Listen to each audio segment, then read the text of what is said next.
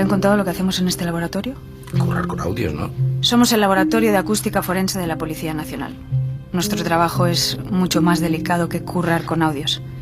Analizamos el sonido del crimen. Marta Etura, Javier Pereira, Ariadna Gil. Una serie policíaca inspirada en el poder de los audios.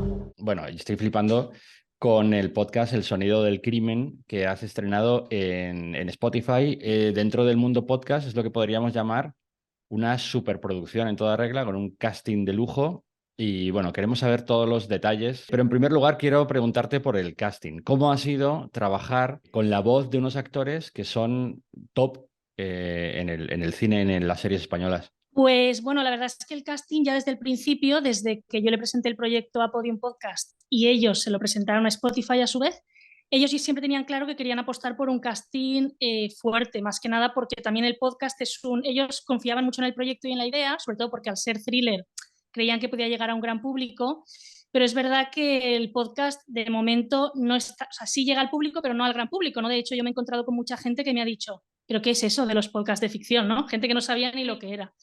Y luego la verdad es que como el podcast lo ha dirigido Teo Rodríguez, él es el que se ha encargado de trabajar con los actores, que además en el podcast se hace de una manera en la que cada actor graba por separado. Yo sí que fui a una de las sesiones a escuchar la grabación, pero quien ha trabajado con los actores directamente es el director, evidentemente, que es Teo Rodríguez.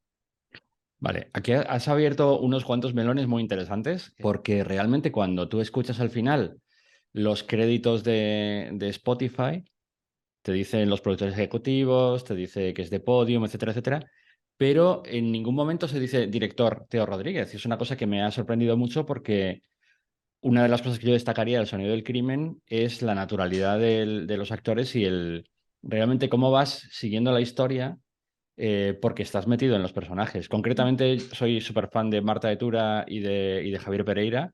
Cómo te meten esa pareja de policías, cómo te meten en la trama y cómo vas siguiendo esa cantidad de información que hay que dar sobre la pesquisa policial gracias a una interpretación supernatural. Entonces, me ha sorprendido mucho que no hubiera un crédito de director.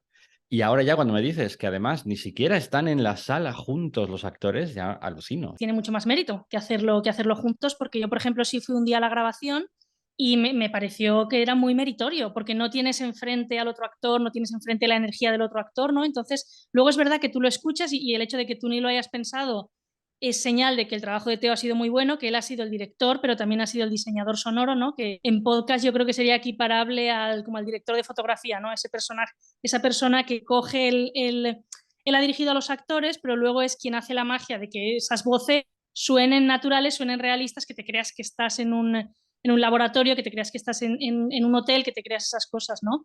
Entonces, sí, o sea, tiene mucho mérito para mí que haya conseguido empalmar, bueno, el trabajo de los actores por un lado y luego que él haya conseguido empalmar las voces de una manera que parezca que están dialogando, ¿no? Cuando no lo están en realidad. ¿Esto cómo surge realmente? O sea, ¿tú le presentas el proyecto a Podium porque se te ocurre o ellos te contactan antes, digamos, atraídos por tu currículum de cine? Es decir, te lo pregunto también porque estoy seguro que hay gente que está viendo el canal de Blog Guionistas diciendo, vale, contadme ahora cómo meto el pie en la puerta del mundo de los podcasts de ficción, ¿no? Entonces, me interesa saber cómo funciona este tema. Pues este caso concreto nació de mí porque yo leí una noticia en el periódico sobre este laboratorio de acústica forense y sobre casos que habían resuelto como el secuestro de Anabel Segura, por ejemplo, ¿no? Como que la noticia detallaba cómo trabajan y me pareció súper interesante, la verdad. Y lo primero que pensé es, ostras, ¿se puede hacer una serie, una peli de esto? Que es lo que yo hago normalmente, ¿no? Y me puse a pensar en ello y me acuerdo que se lo conté a un productor con el que trabajo a veces y él me dijo, qué interesante, pero qué poco visual, ¿no? Y dije, pues puede ser, ¿no? Como que me quedé así chafada, dije, pues puede ser. Y al tiempo, yo soy oyente de podcast, pero nunca se me había ocurrido escribir uno, pensé, ostras, es ideal para un podcast, es puro sonido esto, ¿no? Porque al final lo que hacen ellos es, su escena del crimen es el audio, entonces yo hice por mi cuenta una especie de dossier pues con un piloto y yo sabía que existía María Jesús Espinosa, que es la jefa de Podium Podcast, y eran los que más me atraían porque las producciones que hacen son muy buenas, ¿no? Pues El Gran Apagón, etcétera. Y contacté con ella y le mandé el proyecto y al tiempo me respondió que le parecía interesante, les gustó y ellos se lo presentaron a Spotify porque estaban como cerrando un acuerdo con Spotify y al final Spotify ha sido, digamos, el cliente final, de hecho es quien quien lo ha estrenado en exclusiva. O sea, que fue una iniciativa mía de contacté con más gente, pero al final María Jesús es quien me contestó y yo encantada porque Podium Podcast tiene unas producciones muy buenas, o sea que muy bien en ese sentido. O sea que podemos decir que ha sido un proceso lo más parecido posible a lo que sería un proceso de intentar vender una serie para una plataforma. Es decir, buscar a las productoras que crees que pueden encajar y buscar a la persona que lleva desarrollo y venderle un dossier. O sea, tú lo que le presentaste es un documento de venta, por así decirlo. Sí, tal cual. O sea, yo, de hecho, claro, mi experiencia, como dices tú, es en series y en películas audiovisuales. Entonces yo lo hice todo como hago las películas y las series. Hice mi dossier, hice mi piloto y lo presenté y luego son ellos los que se encargaron de venderlo. Yo creo que la diferencia con respecto a una serie, por ejemplo, en el mundo del podcast se manejan presupuestos mucho más pequeños, evidentemente, y eso hace que sea más fácil que alguien confíe en ti sin ser un gran nombre del audiovisual, ¿no? Igual es más difícil que una gran plataforma confíe en ti cuando tiene que meter 20 millones de euros, pero cuando tiene un presupuesto de podcast igual es más fácil dar cabida a una nueva voz, por ejemplo, ¿no? Y también es verdad que entre que yo le presenté el proyecto a Podium y que se ha estrenado ha pasado un año. Eso es, como tú sabes, impensable en el mundo audiovisual, ¿no? Entonces tiene como esas pequeñas ventajas. Pero por lo demás, digamos, el mecanismo ha sido el mismo que cuando muevo o intento vender una serie. A mí siempre me da un poco de pudor preguntar por estas cosas, pero ya que lo has mencionado, te haré, ¿no? Sin intentar entrar en el territorio broncano, sí te preguntaré, hasta donde tú puedas leer, si merece la pena económicamente. Quiero decir, si desde el punto de vista laboral tú ves aquí una vía para ganarte la vida. Yo creo que sí, evidentemente es muchísimo menos de lo que cobras por una serie de ficción, obvio. También es verdad que son guiones de 20 páginas, más o menos, ¿no? Porque al final son capítulos de 20 minutos y tienen una dinámica, digamos, como más sencilla, ¿no? A la hora de escribirlos. Entonces, a ver, vivir de ello, muchos podcasts tienes que hacer para vivir de ello, pero el tiempo que le dedicas, yo en este caso creo que a la escritura le dediqué 2 meses en total, más o menos, sí compensa económicamente lo que te pagan para pensar, bueno, estoy 2 meses dedicada a esto, lo que te pagan sí merece. Lo que pagan en Podium Podcast, también te digo que Podium Podcast es como el top, creo yo, de, bueno, ahora ha empezado Sonora, no sé cómo será eso, pero como el top de la profesionalidad del podcast, ¿no? Yo evidentemente sé que hay otros podcasts por ahí que son más amateur o que pagan menos, posiblemente Podium Podcast sea quien más paga o de los que más pagan, pero sí no te vas a hacer rico, pero sí merece la pena el esfuerzo. Has dicho que le has dedicado aproximadamente 2 meses. Aquí te tengo que preguntar, ¿esto incluye el periodo de documentación? Porque aquí evidentemente te has documentado bastante para saber cómo funciona el laboratorio de acústica forense. ¿Te ha dado tiempo a hacerlo todo solo en 2 meses? Hay una primera fase en la que yo descubro que este laboratorio existe y hago el proyecto por mi cuenta, que eso es evidentemente documentación por mi cuenta, ¿no? Pues leer, buscar noticias, intentar pues ver vídeos de YouTube de cómo funciona la acústica forense, que hay alguno, ¿no? Como ver mucho de eso. Y yo desarrollé un proyecto en base a eso. Una vez entró Podium Podcast en el proyecto y ya Spotify nos dijo, ok, vamos para adelante. Claro, Podium Podcast es del grupo Prisa, entonces a través de ellos fue bastante fácil conseguir una cita con el jefe del Laboratorio de Acústica Forense, que está en Madrid, como en las oficinas centrales de la Policía Nacional.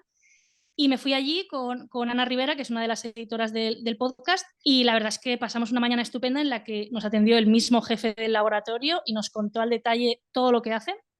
Fue súper interesante, desmontó muchas de las cosas que yo tenía de base, porque, por ejemplo, cuando yo hice el proyecto al principio, mi protagonista era ciega, ¿no? Y lo primero que pensé es, ostras, tienen que encontrar pistas en audios, entonces si es, ¿no? Me monté una protagonista que tenía un oído súper desarrollado porque era ciega y tal, y lo primero que me dijo es, no puede ser.